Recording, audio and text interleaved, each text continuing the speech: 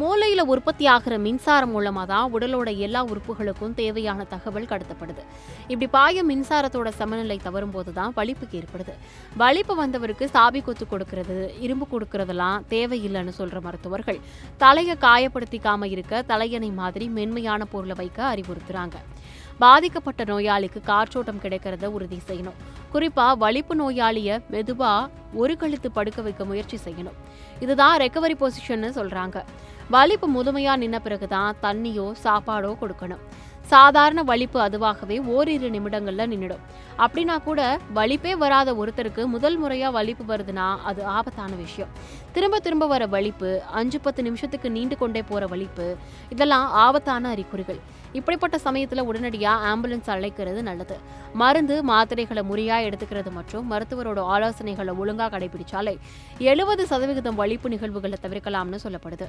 வலிப்பை தூண்டும் காரணிகளை கவனிச்சு தவிர்க்கணும். அதுல வீடியோ கேம்ஸ் ஒரு கவனிக்க வேண்டிய காரணி என்பதை சுட்டிக்காட்டும் பல சர்வதேச ஆய்வு கட்டுரைகள் வெளியாகி இருக்கு.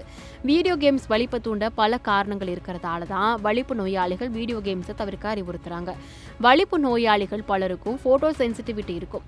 போட்டோ சென்சிட்டிவிட்டி இருக்கும்போது அதிக வெளிச்சம், வேகமா மாறி மாறி தெரிகிற வண்ணங்கள், குழப்பமான வடிவமுள்ள பிம்பங்கள் எல்லாமே எரிச்சலை ஏற்படுத்தும். அது மட்டும் இல்லாம இதனால வலிப்பு ஏற்பட வாய்ப்பு இருக்கு. பெரும்பாலான வீடியோ கேம்ஸ் மீண்டும் மீண்டும் விளையாட தூண்டுறதா இருக்கும். மணிக்கணக்கில் வீடியோ கேம்ஸ் விளையாடும் போது வரக்கூடிய சோர்வு வலிப்பு வர காரணமா இருக்குது. அடுத்த கட்டத்துக்கு போகணும் அல்லது ஒரு பிரச்சனையிலிருந்து தப்பிக்கணும்னு என்ற அடிப்படையில் இருக்க வீடியோ கேம்ஸ் விளையாடும் போது அதிகப்படியான பதட்டம், அழுத்தம் மற்றும் பரபரப்பான மனநிலை உருவாகுது. இது வலிப்பு வர தூண்டுதலை ஏற்படுத்தும். அதிக சத்தமான லூப்ல திரும்ப திரும்ப பிளே ஆகிற வீடியோ கேம்ஸோட பீஜியமும் வலிப்பு நோயாளிகளுக்கு அழுத்தமான மனநிலையை ஏற்படுத்தி உடல்நிலையை பாதிக்கும் என்பதால வலிப்பு நோய் பாதிப்பு இருக்கவங்க வீடியோ கேம்ஸ் விளையாடுறதை தவிர்க்கிறது நல்லது.